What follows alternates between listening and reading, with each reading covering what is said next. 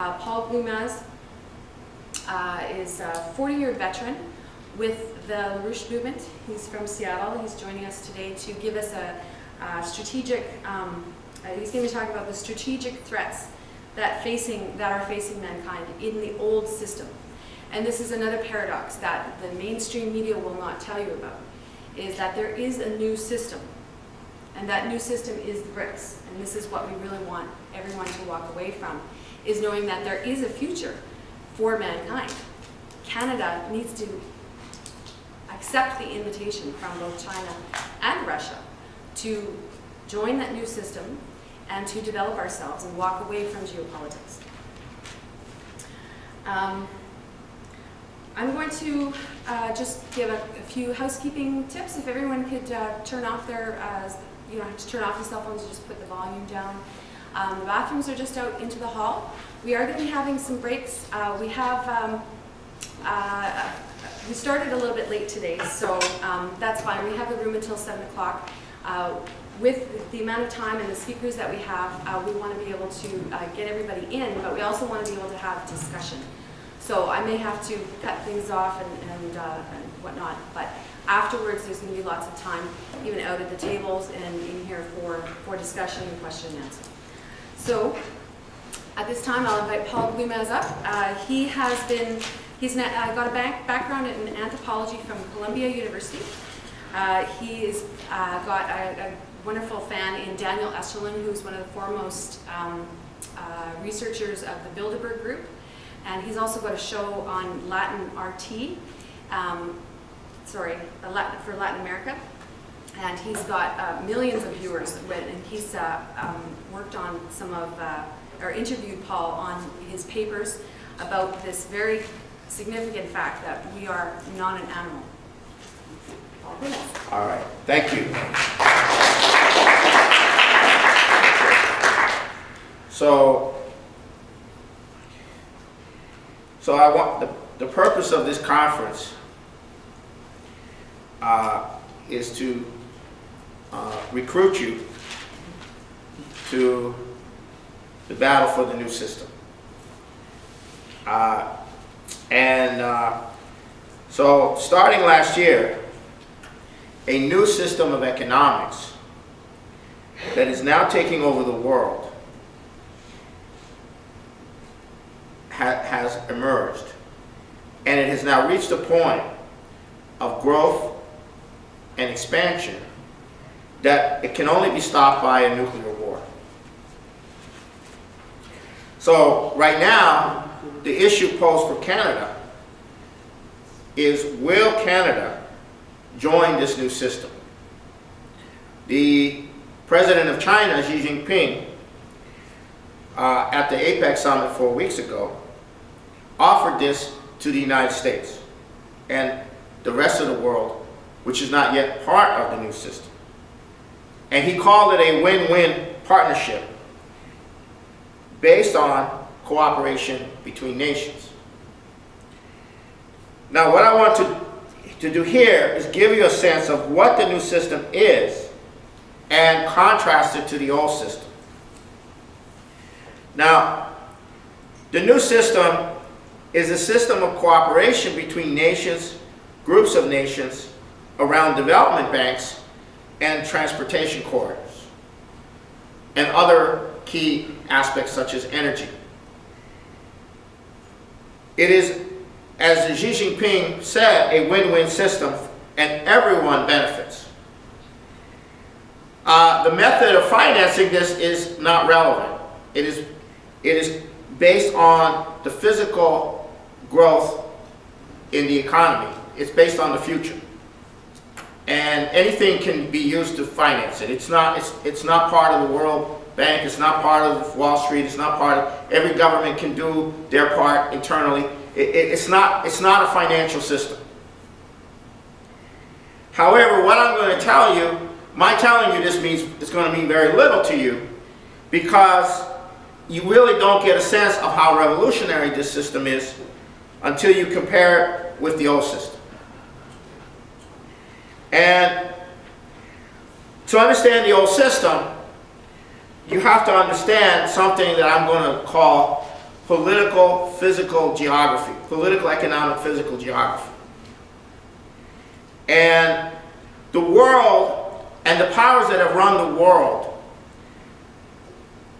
since the emergence of the mercantile powers of Europe, centered around the Dutch British East India Company and the British East India Company, the Dutch East India Company and the British East India Company that developed out of Europe, used their power, their naval power, to essentially establish a power over the world.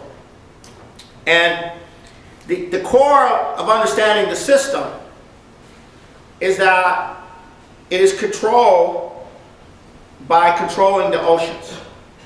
It's a maritime system. It's based on controlling the sea lanes. It's based on control of the ability for goods to go from one place to another by sea, and raw materials to go from a place where raw materials are extracted to a place where they're put into manufacturing by sea.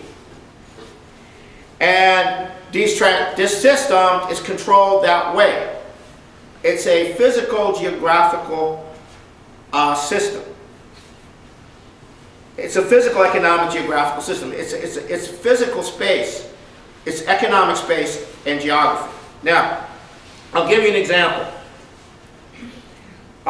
Take the Middle East, where oil was developed over 100 years ago. And up until recently, the Middle East was the fulcrum, and still is the fulcrum of oil production for the world.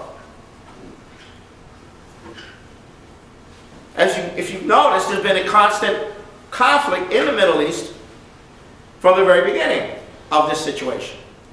You've also noticed that the sea lanes where the oil goes out can be easily disrupted. And it's the threat of disrupting that, which is one of the primary controls over politics in the world. That flow of energy for nations can be disrupted at any time. Therefore, you have to behave. So this is an example of how this works. Most of the world, up until now, when Xi Jinping announced the New Silk Road policy, is not connected transportation-wise except by oceans. Now, I'll go into how this control works. I'll take you back to the early part of the 1900s. There was a very important little war in South Africa, in a place called the Transvaal of South Africa, where the British essentially subdued the Afrikaners. Now, why did they do that? Because the Afrikaners had agreed with Germany to build a railway all the way from the Mediterranean down to Cape Town. That railway would have ended the control of that entire area by the sea, by maritime control. I'll give you another example. Brazil, Argentina, and Uruguay went to war against Paraguay because Paraguay was committed to building a railway system and industrializing and building a railway system in South America on the model of what Lincoln later did in the United States. To this day, neither Africa nor South America have an integrated rail system where you can go from one part of South America to the east-west or north-south. The same for Africa.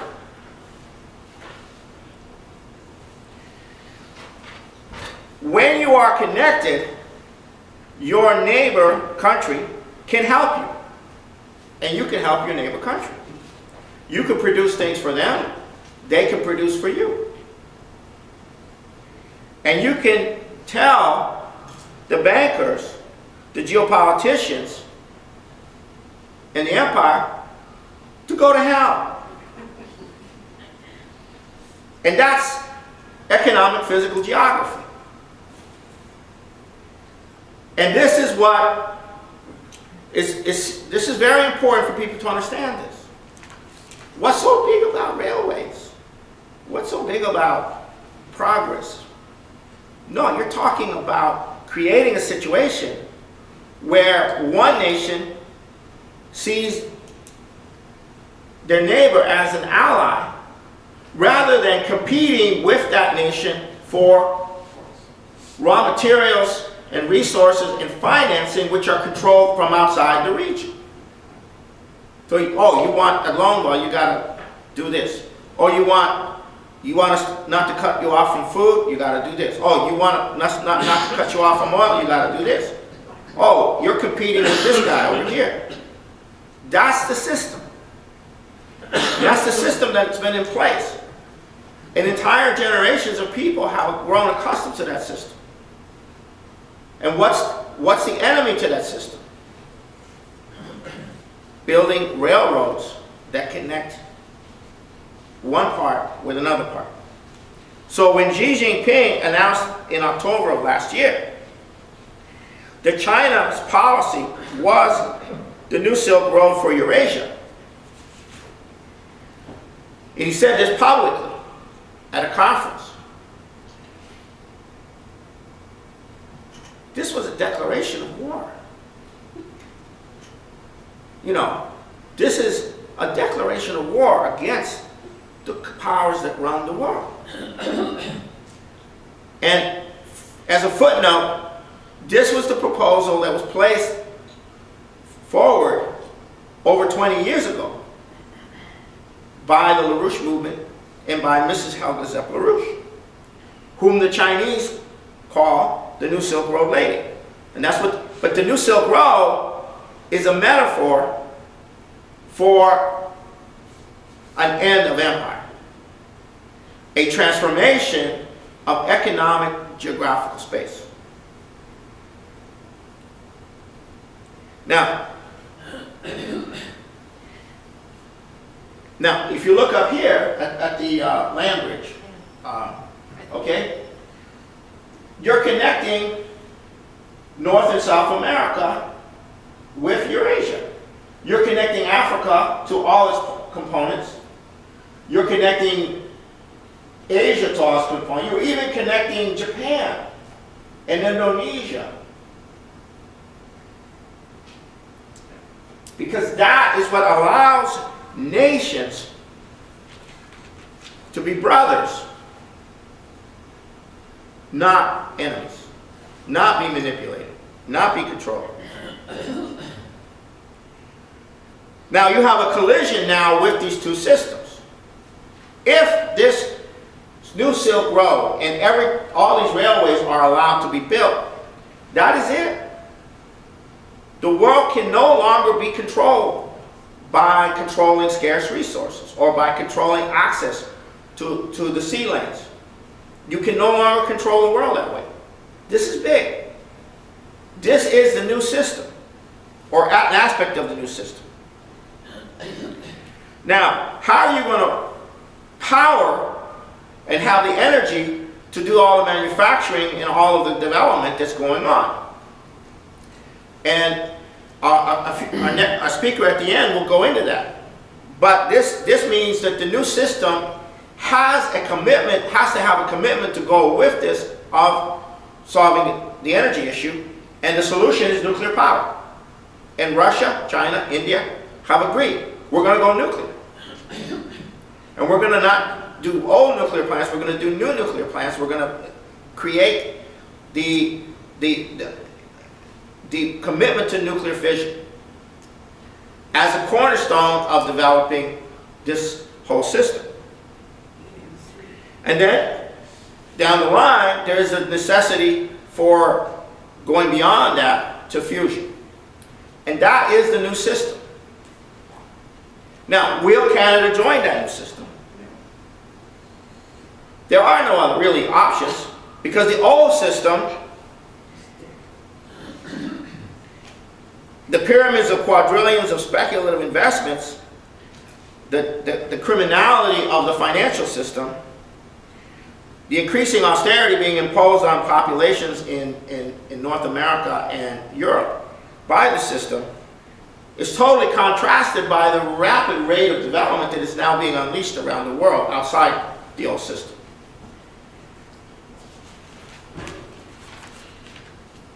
So how is this going to play out? How is this going to work? What's the problem? What's the hang-up? Why isn't the United States joining the new system right now? Why isn't Canada joining the new system? Why isn't the European nations joining the new system? Because they're under the control of an oligarchy. And that oligarchy has one last card in the deck to play. And that's the military option. And it's precisely the fear of the irrational use of nuclear weapons by the United States under the current Obama administration that right now is playing chicken games with Russia in the air, nuclear chicken games with Russia in the air and underwater. This is the fear that's keeping this oligarchy and the old system from breaking up and joining the new system. In many ways, the war to stop this new system has already been underway. The central issue is China. And to stop China, Russia is being targeted. To turn Russia away from China. Because its alliance with China is crucial. And that alliance was fully consolidated in May of this year. And there is now an active war going on. Not a passive war. It's not a threat of war. It's actually occurring. And it involves putting ABM systems that can tip the balance in favor of a first strike to NATO. It involves putting NATO troops on the borders of Belarus and Russia. It involves sanctions. It involves currency wars against the currency of Russia. It involves oil price drops, which are wars against Russia.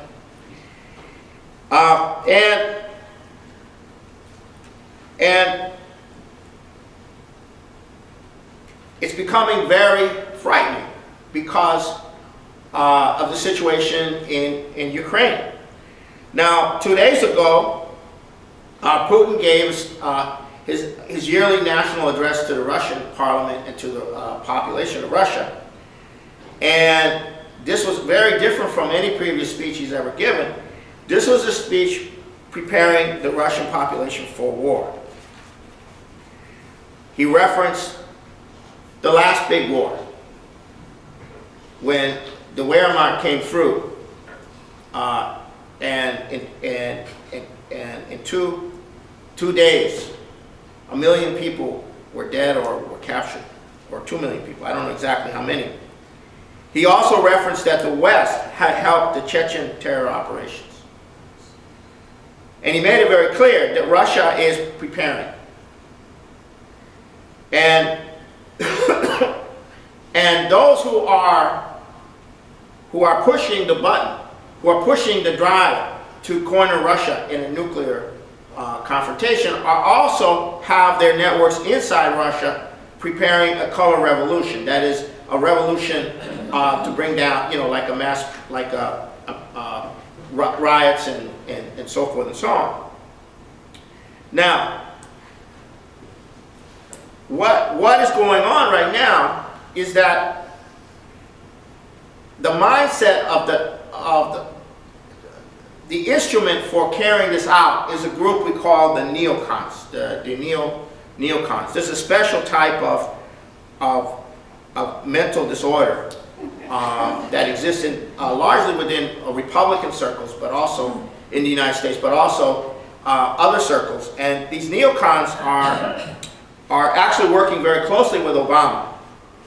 And the key figure in this situation on the ground is a woman by the name of Victoria Nuland. And she is the Assistant Secretary for European and Eurasian of the State Department. But she's really not that.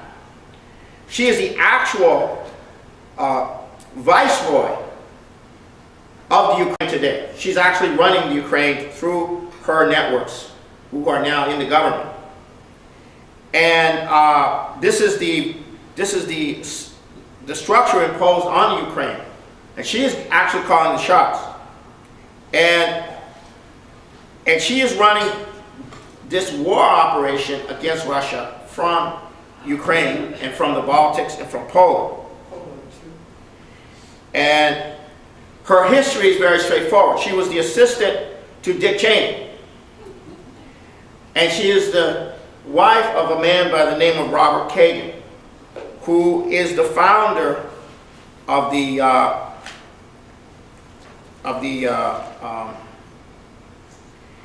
Project for a New American Century. And he's also the co-founder of that. He's also the founder in 1999 of the Committee for Peace in Chechnya, which was an umbrella operation supporting Chechen terrorists. That's her husband. And Robert Kagan wrote an essay that Obama highlighted in his 2012 State of the Union message, entitled "The Myth of American Decline." And Obama made everybody in the administration read it. And the gist of this essay is that America is not in decline because it has overwhelming military power and compares the United States to, at this moment, with the British Empire in the height of its power in the 1870s, of its heyday. And that it is a matter of will in deploying that military power that determines whether the U.S. is in decline, not economics, not developing, but this military power. And this guy is a neoconservative, and this is what Obama really represents, President Obama. And it shouldn't surprise you, because these guys are instruments. They're instruments of a power which cannot continue to exist on this planet. And they're now going to be dismantled, or they're going to be successful in getting a nuclear war going. Other than that, the new system will take over and will become the basis for the future of the human race. Now, I'm telling you this, but for most of you, I doubt this is real, because it is not in the media, especially not in the United States. So a few days ago, I had the pleasure of having a conversation at a book table with the very erudite-looking gentleman who came up very quizzically and said, "Well, what is this all about?" And I explained the new system to him. And he says, "I'm a well-informed person. I read the New York Times, I read Kiplinger, I read the Wall Street Journal, I read the London Financial Times, I watch PBS, I keep up on things. I never heard about this." And so we're dealing with a very special problem here, in that the vast majority of people, especially in the United States, and I assume in Canada as well, or I'm not sure about that, have not heard of this. And it's our job to change that. And so what we intend to do is circulate a very special report called "The New Silk Road Becomes the World Land Bridge," and the whole thing is in here. It's 368 pages. And we're asking people for a significant contribution of $200 for the PDF version, or $250 for the bound version. But this is very important to get this into the hands of people to look at, who have some significance. And this is what we're doing in the United States, and this is what we have to do also in Canada, and also in Europe, where we also have a movement. And also, we need to approach the ethnic communities. I say this because those who have come from other parts of the world do not necessarily have the same view, the same insular, parochial view of the world that you find in the average American or in the average Canadian, although there's not many average Canadians left, I don't think. There's been a lot of immigration.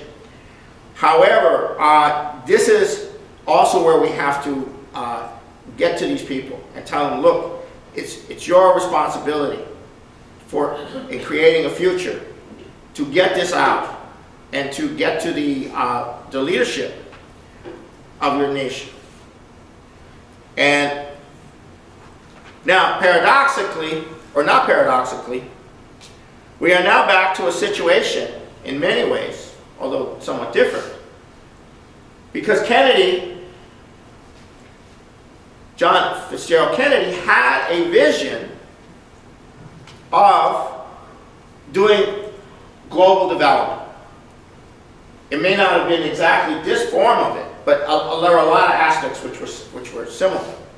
And at that time, the United States had the might, economic might, to be the anchor for developing Africa, for developing South America, and working with Europe, and even working with the Soviet Union, which is what he was proposing to do at that time. His assassination and the subsequent plunge of the United States into the Vietnam War and the failure to end the Cold War played a key role in preventing this from happening. But now China is in the same position with respect to the world that John F. Kennedy and the United States were back in 1960-61. And this time we have to succeed. Otherwise, there will be no human race. We will die in a nuclear war because there's no other option other than that. And so with that, I'm going to turn it back over to Robbie. Okay.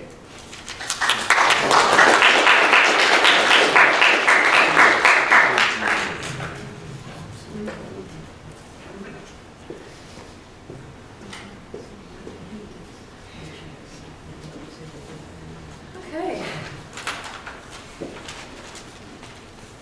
That gives you the most current view of what's going on in the political sphere that we're not being told about, of course. And before I introduce our next speaker, I just want to read to you, it's kind of going along the same theme as what I was talking about earlier. But, you know, in reference to what Paul was talking about, the average Canadian and American problem, in really understanding what these issues are, what they represent. And I was inspired by an article that Lyndon LaRouche wrote, who is the inspiration for this movement and the leader who started it. He wrote an article in the Fidelio. This is available online. It's a very good magazine. It's the Schiller Institute published it out of Europe. And, you know, just again, in reference to what Paul was saying about why can't we see these things, because we're relying on our sense perceptions, and this is part of our problem. Now, as real as the threat is of World War III, with Russia preparing for that, don't let your senses deceive you into believing that it is inevitable. There is an answer to that. One of the answers is to get the camel to see his own neck. What do I mean by that? A camel does not look at his own neck. They cannot see themselves. They don't understand unless they're looking in a mirror. As you've seen a cat look in a mirror, it's a very strange thing. But as I was saying, in this Fidelio magazine, you know, one of the ways that we can see ourselves is through theater. Friedrich Schiller talked a lot about Shakespeare. And he was talking about the emphasis that should be placed on this as part of culture, as part of helping us understand ourselves. And I'll just read from you from this quickly. It said, as Schiller emphasizes, the man from the street should leave the theater as virtually a different person than had entered a few hours before. Irony, or paradox again. This effect is not like the experience of some fundamentalist parson's rant, some model and sort of edifying moral effect upon the audience. It is the effect on the citizen of looking over the shoulder of a history different than that of his own experience of life in his own time and place. Irony. Why could they not see the rottenness of their own culture? Could I do something about a tragic error in the culture of my own society today? What kind of a fool I would be if I could not look at my own culture as I could now see so clearly the insanity of that other culture presented to me by that play. Irony and paradox. Glumaz up. He's got a background in anthropology from Columbia University. He's got a wonderful fan in Daniel Esterlin, who's one of the foremost researchers of the Bilderberg Group. And he's also got a show on Latin RT, for Latin America. And he's got millions of viewers, and he's worked on or interviewed Paul on his papers about this very significant fact that we are not an animal. All right, thank you. So, I'm going to just give a few housekeeping tips. If everyone could turn off their, you don't have to turn off the cell phones, you just put the volume down. The bathrooms are just out into the hall. We are going to be having some breaks. We started a little bit late today, so that's fine. We have the room until 7 o'clock. With the amount of time and the speakers that we have, we want to be able to get everybody in, but we also want to be able to have discussion. So I may have to cut things off and whatnot, but afterwards there's going to be lots of time, even out at the tables and in here for discussion and question and answer. So at this time I'll invite Paul. Now, the issue posed for Canada is, will Canada join this new system? The president of China, Xi Jinping, at the APEC summit 4 weeks ago, offered this to the United States and the rest of the world, which is not yet part of the new system. And he called it a win-win partnership based on cooperation between nations. Now, what I want to do here is give you a sense of what the new system is and contrast it to the old system. Now, Paul Glumaz is a 40-year veteran with the LaRouche movement. He's from Seattle. He's joining us today to give us a strategic, he's going to be talking about the strategic threats that are facing mankind in the old system. And this is another paradox that the mainstream media will not tell you about, is that there is a new system. And that new system is the BRICS. And this is what we really want everyone to walk away from, is knowing that there is a future for mankind. Canada needs to accept the invitation from both China and Russia to join that new system and to develop ourselves and walk away from geopolitics. so I want the purpose of this conference